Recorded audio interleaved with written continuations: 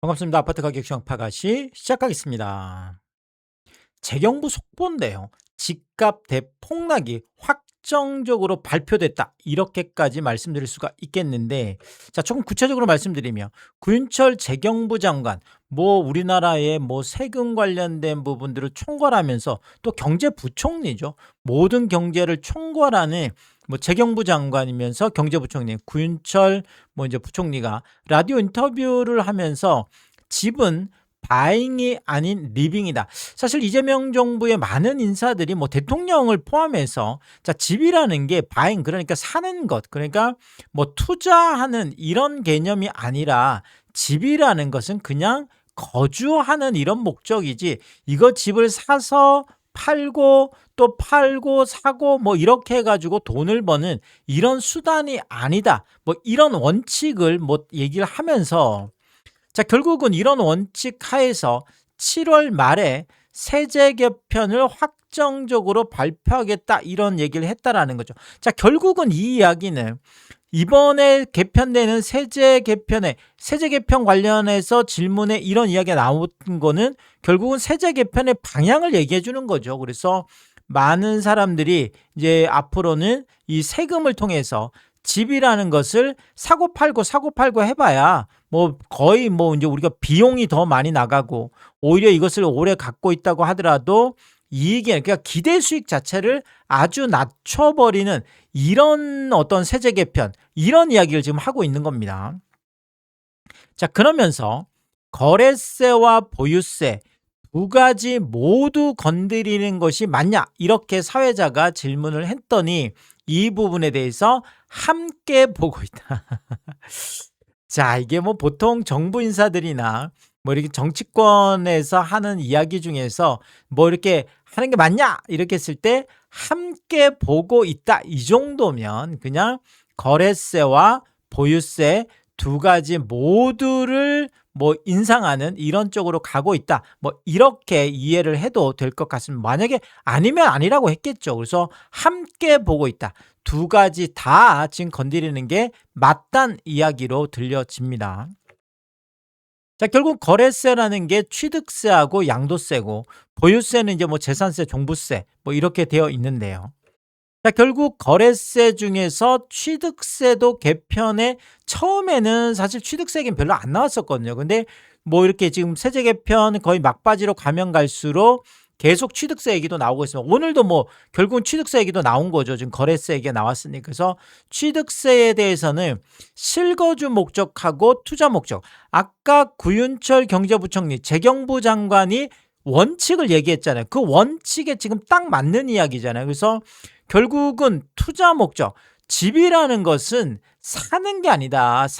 샀다 팔았다 해서 돈 버는 이런 목적이 아니다. 리빙, 그러니까 사는 것, 거주하는 게, 그래서 바잉이 아니라 리빙이다, 이렇게 얘기한 것처럼 바로 이게 취득세 개편 방향에도 그대로 접목이 됐다, 이렇게 이해를 하시면 되겠습니다. 그래서 만약에 이게 소위 말하는 리빙이 목적이 아니라 바잉이 목적이다, 투자가 목적이다, 이렇게 되면 그런 분들에게는 높은 취득세를, 사실 저도 부동산 쪽에 꽤 오래 있었던 사람 중에 하나인데, 세금을 이렇게 목적에 따라서 이런 거는 좀 어쨌든 간에 이제 나와 봐야 알겠지만, 지금 나오는 이야기들을 들어보면 이런 목적을 가지고 세율을 높인다라는 거, 이거 굉장히 획기적이면서도 이렇게 되면 결국 우리가 이제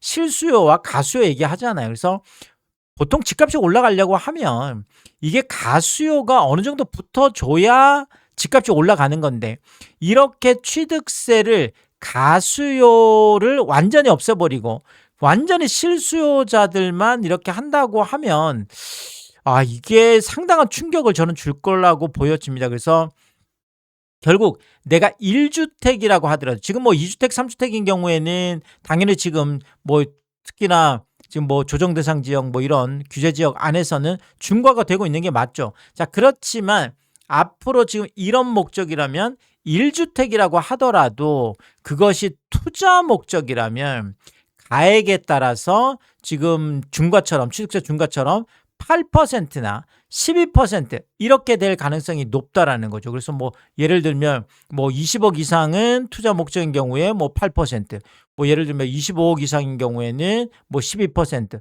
이렇게 되면 어마어마하죠. 사실 뭐 12%라는 게 20억 이렇게 넘어가는 게 그러면 얼마가 되는 거나요? 그럼 뭐 2억 4천 막 어마어마한 취득세가 이제 될 수도 있습니다. 그래서 뭐 이런 부분들 때문에 결국은 취득세율을 올리는 그것도 1주택이라고 하더라도 만약에 그게 갭 투자 목적이다. 내가 실거주가 아니고 이런 목적이라 그러면 어마어마한 이런 취득세 이것도 굉장히 충격을 줄 걸로 저는 보여집니다.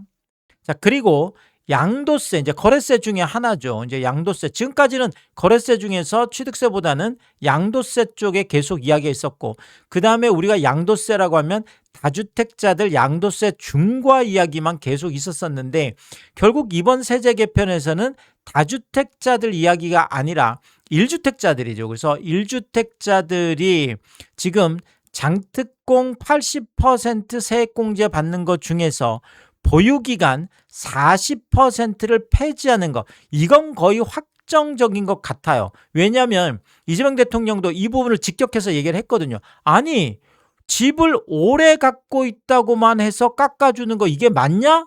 아니 뭐 갭 투자 오래 했다고 오히려 세금을 깎아준다? 아니 그럼 오히려 정부가 갭 투자를 장려하는 거 아니냐? 이렇게까지 지적을 한 부분이기 때문에 결국 비거주인 경우, 거주를 하지 않는 경우에는 1주택자 같은 경우에도 보유기간 40%가 빠지면 양도세가 뭐 완전 엄청나게 폭등하는, 자, 이런 게 하나 지금 나와 있고요.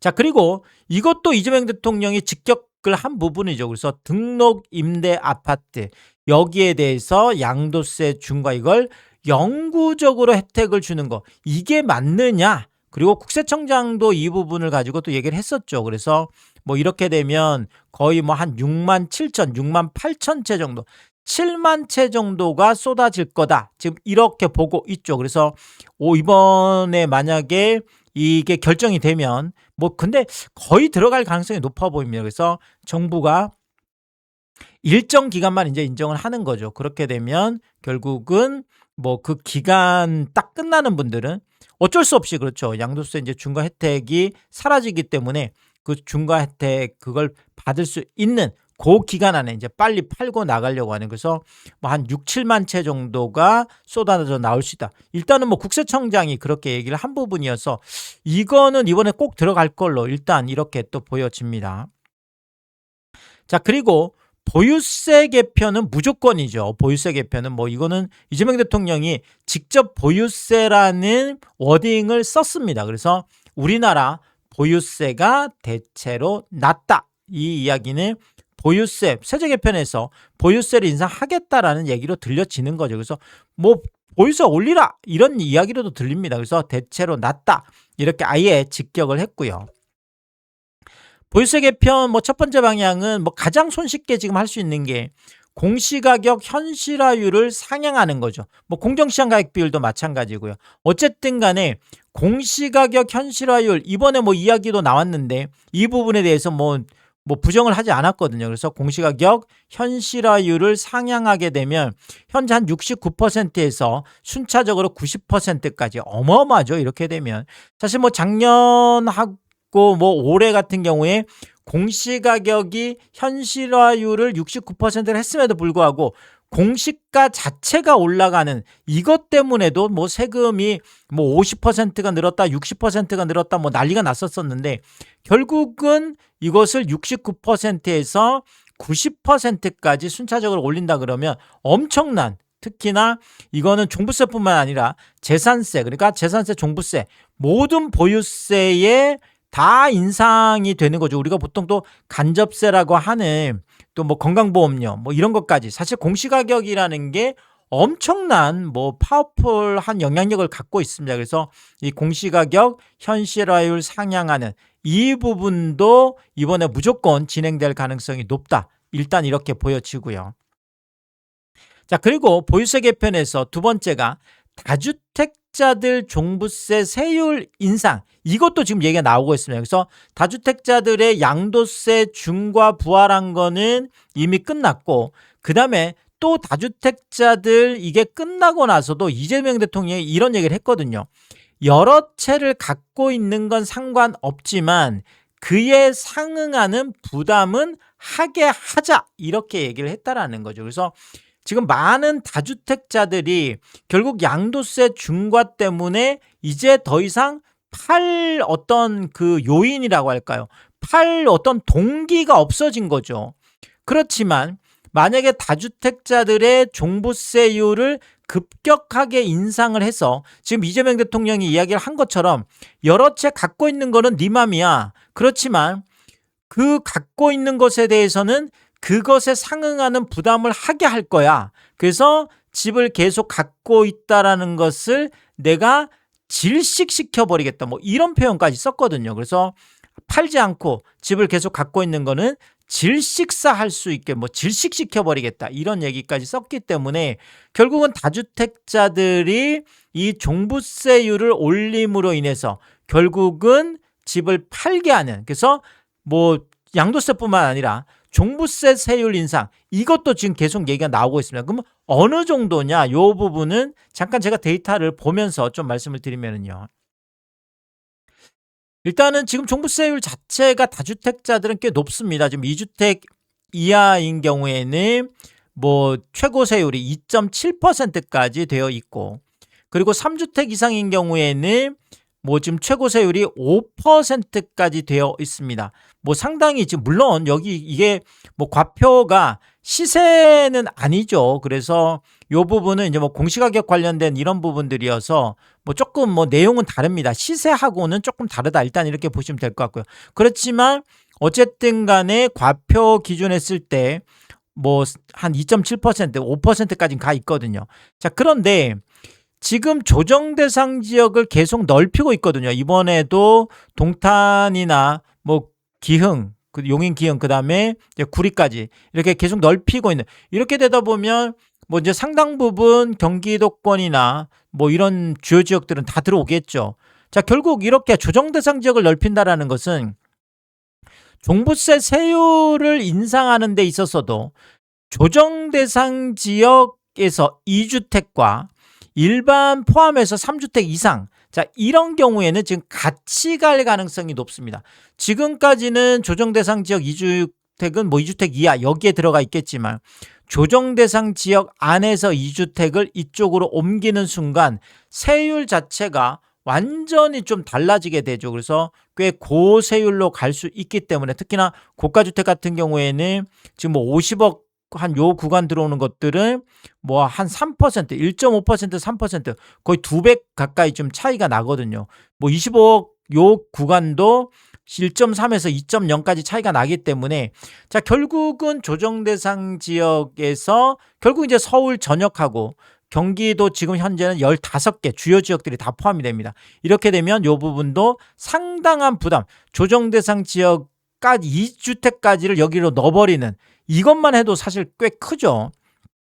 자, 그리고 2주택 이하고 3주택 이상 조정 대상 지역이 이렇게 해놓고 세율을 3%, 최고를 6% 이렇게 올리고, 이 구간도 좀 미세 조정해서 일반적으로 좀 많이 올릴 거란 얘기가 많이 나오고 있습니다. 그래서 이 종부세 세율 구간이나 또 세율 그 자체, 그 다음에 최고 세율 뭐 이런 부분들을 상당히 조정할 가능성이 높다라는 거죠. 그래서 이렇게 되면 뭐 이제 종부세 같은 경우에도 다주택자들 상당히 많이 올라갈 걸로 이렇게 보여지고요.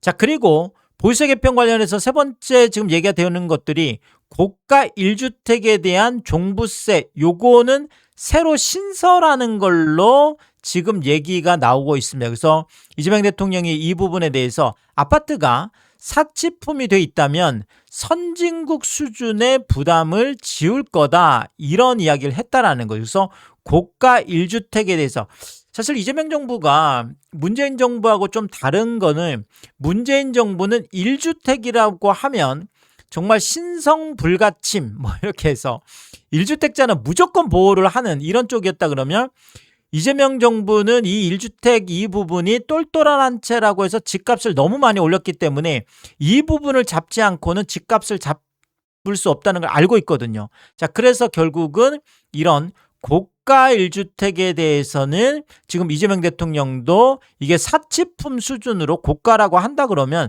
선진국 수준의 부담을 지울 거다. 이런 얘기를 지금 하고 있는 거죠. 자, 그래서 지금 여기는 2주택 이하 이렇게 돼 있는데 그냥 요거는 2주택 이렇게 바뀌겠죠. 그리고 이거는 뭐 3주택 이상, 그 다음에 조정 대상 지역의 2주택 이상 뭐 이렇게 바뀔 가능성이 높은데, 자, 이렇게 하고 세율을 이쪽을 인상을 시켜버리고 그 다음에 1주택 지금 없는 1주택을 따로 만드는 거죠. 그래서 초고가 1주택. 지금 여기는 뭐 공시가 해서 공정시장 가액 비율까지 해가지고 지금 과표로 나와 있는 것들이기 때문에 이 여기 금액하고는 크게 뭐 신경 쓰실 거 없고요. 일단은 그냥 시세로 지금 얘기를 많이 하죠. 그래서 시세로 해서 시세 기준 했을 때 이거는 구윤철 경제부총리, 오늘 이야기를 한 구윤철 경제부총리 재경부 장관이 직접 본인 입으로 했던 워딩이죠. 그래서 시세 기준에서 50억 아파트에 대해서 매년 5천만 원의 재산세를 내게 하겠다. 재산세라는 건 보유세 얘기죠. 그래서 시세가 50억이면 5천만 원, 그러면 30억이면 3천만 원이 되겠죠. 그래서 시세로 했을 때 뭐 30억, 지금 제가 볼 때는 25억 초과를 여기에 집어넣을 가능성이 높거든요. 그래서 시세 기준에서 25억이 넘어가는 경우 이렇게 되면 이 부분에 대해서 시세 뭐 이제 선진국 수준이라는 게 시세 기준에서 30억이면 한 1%, 뭐 많게는 1.3%까지 얘기가 나오고 있는데 30억이면 3천만 원, 50억이면 5천만 원. 자, 이런 어떤 보유세로 갈 가능성이 높다. 요거는 이제 구체적으로 또 얘기가 나올 걸로 보여집니다. 자, 그리고 보유세 개편 관련해서 네 번째가 1주택자들의 종부세 보유기간 세액공제가 있습니다. 그래서 5년 이상이면 20%, 10년 이상이면 40%, 15년 이상이면 50%. 물론 이거는 뭐 이제 노령공제까지 해서 최고 40%에서 합쳐서 80% 이내로 되긴 하지만 어쨌든 간에 지금 보시면 이게 뭐 최고 50%까지 되어 있습니다. 자, 그러면 이 부분을 거주기간으로 변경을 해서 보유는 폐지할 가능성이 상당히 높죠. 자, 결국은 비거주 1주택자들이 그냥 보유만 하는 것에 대해서는 그것이 뭐 양도세든 양도세 장기보유 특별공제 장특공이든 그 다음에 지금 보유세에 있는 종부세에 있는 장특공이든 전부 다 이것을 거주한 경우에만, 실거주한 경우에만 챙겨주고 뭐 거주하지 않은 소위 말하는 갭 투자를 한 이런 부분에 대해서는 세금 혜택을 완전히 없애버리는 이 방향으로 가고 있다라는 거죠. 자, 결국은 7월 세제 개편의 주요 타깃은 딱 나와 있습니다. 다주택자들도 일부 포함되어 있지만 일단은 고가 1주택, 여기는 실거주도 포함이 됩니다. 고가인 경우에 뭐 아파트가 사치품이 됐다면 상응하는 부담을 하는 이 부분이죠. 선진국 수준의 부담을 하게 하자는 거.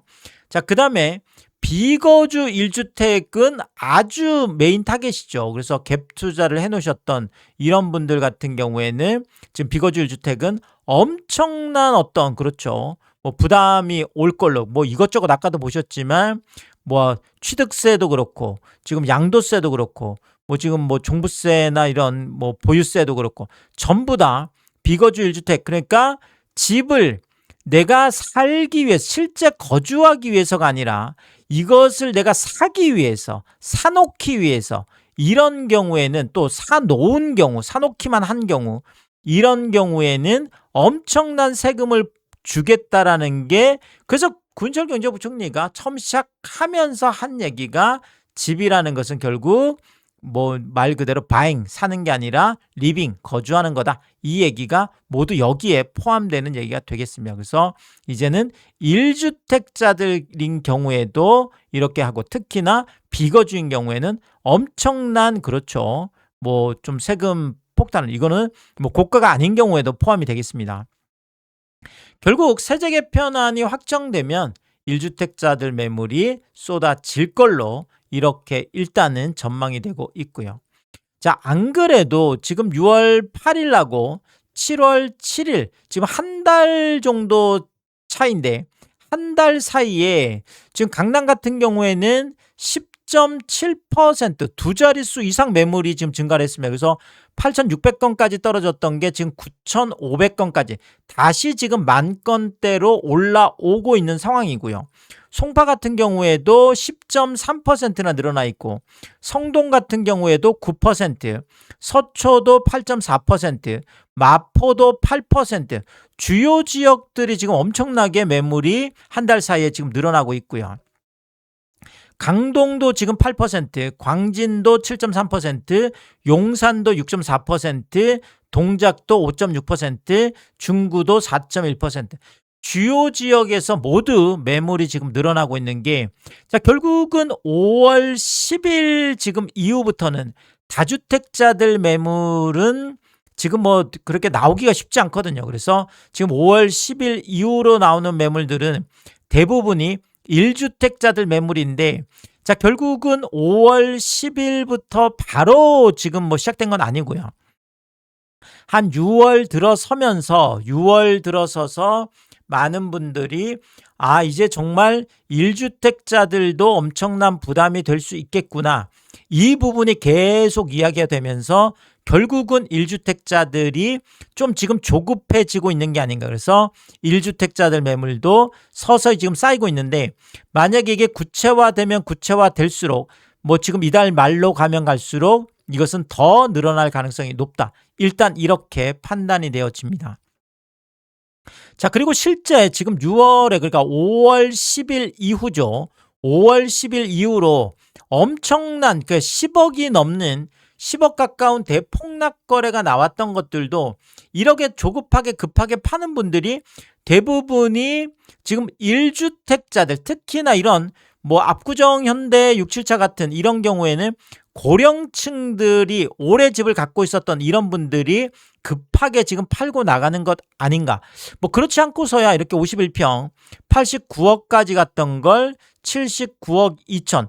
사실 뭐 압구정 3구역이면 6, 7차면 3구역의 가장 핵심인데, 뭐 이런 압구정 3구역에서 이렇게 10억씩 조급하게 급하게 싸게 팔고 나갈 이유가 없거든요. 이런 뭐 세금이나 이런 거 외에는 지금 다주택자들이 이렇게 팔고 나갈 수는 없는 거고요. 그래서 지금 같은 경우에는 1주택자들이 팔고 나가고 있다. 그래서 갑자기 10억 넘는 폭락 거래들이 지금 엄청나게 지금 나오고 거다. 그래서 6월 달에 이미 이런 일들이 벌어졌다라는 거죠. 그래서 보시면 9억 8천. 9억 8천이면 10억이죠. 89억이 뭐 79. 그래서 10억 가까운 폭락 거래가 실제 나와 있고요. 그리고 아크로 리버뷰 35평 같은 경우에도 60억까지 갔던 게 지금 50억까지 하락하면서 여기도 10억이, 그래서 10억씩 폭락하는, 자, 1주택자들도 급급매를 던지기 시작했다. 이렇게 지금 보여지거든요. 그리고 레미안 온페를라 34평 같은 경우에도 37억 5천까지 갔던 게 27억으로 10억 5천 거의 11억 가까운 이런 폭락 거래가 지금 나와 있고요. 그리고 압구정 현대 13차 35평 같은 경우에도 72억까지 갔던 게 61억으로 11억 폭락한 거래가 지금 나와 있고요. 메이플자이 33평 같은 경우에도 56억 5천까지 나갔던 게 45억 5천으로 11억씩 폭락하는 거래가 나와 있습니다. 사실 뭐 이렇게 신축 아파트들 같은 경우에도 뭐 재건축하거나 이런 아파트들은 대부분 다 꽤 오래 갖고 계셨던 분들이 많거든요. 그래서 이런 분들 중에서 특히나 고령층들 뭐 보유세 부담이나 이런 것들 때문에 좀 급하게 6월 달에부터 벌써 팔고 나간 게 아닌가, 이렇게 추측이 되어지는 거죠. 개포동인 DH퍼스트 아이파크, 이것도 개포주공 1단지 재건축한 아파트죠. 33평. 그래서 45억 5천까지 갔던 게 34억 2천으로. 하루만 해도 이런 일이 벌어지죠. 그래서 11억 3천이나 폭락한 이런 거래가 지금 나와 있고요. 아이파크 삼성 55평 같은 경우에도 78억까지 갔던 게 66억 5천으로 11억 5천, 10억 넘는 폭락 거래들이 뭐 곳곳에서 지금 나오고 있습니다. 그러니까 뭐 재건축이든 신축이든 그다음에 뭐 구축이든 그것도 뭐 강남이든 뭐 서초든 송파든 지금 뭐 엄청나게 이렇게 충격적인 거래들이 나오고 있는 거죠. 압구정 신현대 12차 36평 같은 경우에도 75억까지 갔던 게 59억 9천으로 60억 아래로 15억 넘는 폭락 거래가 나와 있고요. 반포 레미안 퍼스티지 81평 같은 경우에도 96억까지 갔던 게 80억으로 16억이나 폭락하는, 와, 충격적인 이런 거래들이 나와 있습니다. 압구정 신현대 11차 61평 같은 경우에는 128억까지 갔던 게 94억으로 34억 폭락한 거래가 나와 있고, 그 다음에 또 하나는 128억에서 92억으로 전부 다 6월달에 나온 거래죠. 그래서 36억이나 폭락한 거래가 나와 있습니다. 자, 그러면 이거는 뭐 저층 3층이어서 그런 거냐 이렇게 이야기할 수 있겠지만 그게 아니죠. 보시는 것처럼 지금 7월 2일 날 확인 매물인데 13층 중에 고층이 92억에 이렇게 매물이 나와 있습니다. 그러니까 지금 뭐 92억의 저층을 팔았으면 잘 판 거예요. 그래서 고층도 92억 매물이 나와 있는데 거래가 안 되고 있는 상황이고요. 그리고 지금 뭐 13층 중에 고층인데 90억 매물도 있습니다. 90억 매물도 있는데 거래가 안 되고 있는.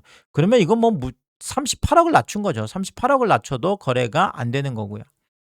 자, 그리고 13층 중에 10층 매물인데 86억 매물도 있습니다. 128억까지 갔던 게 86억까지 지금 이렇게 되면 한 42억을 낮춘 거죠. 42억을 낮춰도 거래가 안 되는 상황이고, 자, 이러다 보니까 지금은 85억대 매물도 있습니다. 그래서 85억 8,500 매물, 128억까지 갔던 게 참 믿기 어려운 그런 지금 상황이죠.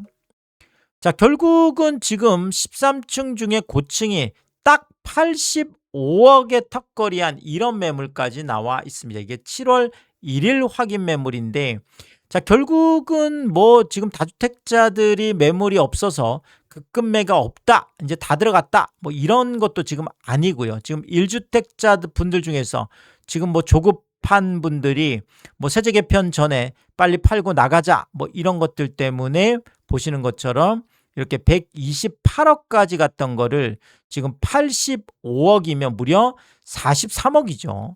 43억씩이나 호가를 낮춰서 정말 급매로 뭐 조급하게 지금 팔겠다라고 하는데도 거래가 안 되고 있는 이런 모습들이 나타나고 있습니다. 그리고 저층 같은 경우에는 뭐 84억대까지 내려가 있습니다. 84억 9천. 꺾기 기술이 들어간 거죠. 그래서 지금 소위 말하는 급매 경쟁이죠. 야, 누가 더 싸나. 결국은 85억도 비싸 보이니까 이렇게 꺾은 거죠. 아, 나는 저층인데 뭐 고층도 85억에 나와 있는데 그거 팔 수 있겠어? 그러면 1,000만 원 깎아서 84억 9천, 뭐 꺾기 기술이라도 써야지. 이렇게 지금 가는 거죠. 자, 그래도 지금은 거의 거래가 힘든 이런 상황으로 보여지고 있습니다.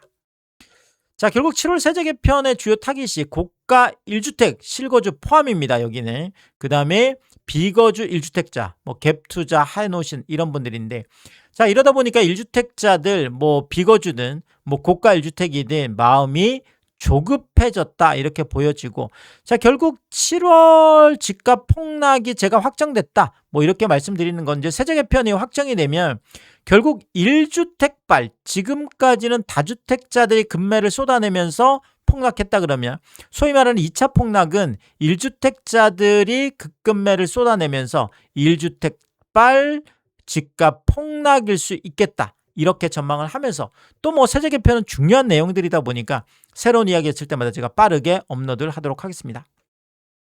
오늘도 유튜브 쇼핑까지 시청해주신 여러분들이 저의 찐 시청자분들이다, 찐 구독자분들이다. 항상 크게 감사의 말씀을 드리겠습니다. 여러분들 쿠팡에서 구매를 하실 일 있을 때 아래쪽 하단에 띄워드리고 있는 삼양라면 링크를 통해서 구매를 해주시면 제가 영상을 만드는데 큰 도움이 되고 있다 이렇게 말씀을 드리겠고, 정말 짧지 않은 영상입니다. 늘 끝까지 시청해주시고 유튜브 쇼핑까지 오신 게 그런 거죠. 저는 삼양라면이 좋아서, 삼양라면이 맛있어서 삼양라면만 올려드리고 있습니다.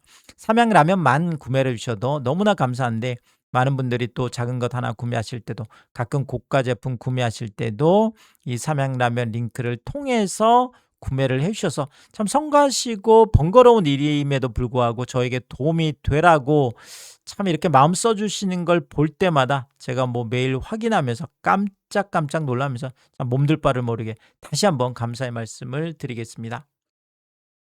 파가시 멤버십 킹스피도 개설해 두고 있습니다. 구독 옆에 가입 버튼 누르시면 월 9,990원으로 책정돼 있고요. 킹스피 분들에게는 왕관 모양으로 표시를 해드리고 있습니다. 오늘도 킹스피 여러분을 소개해드리겠습니다. 김화정님, 윤복자님, 피피칠 사모님, 유웅준님, 미셸님, 전영돈님, 항상 감사의 말씀을 드리겠고, 많은 분들이 킹스피를 통해서 응원해 주시면 고맙겠습니다. 오늘의 이야기가 도움이 되었다면 구독과 좋아요 부탁드리겠습니다. 고맙습니다.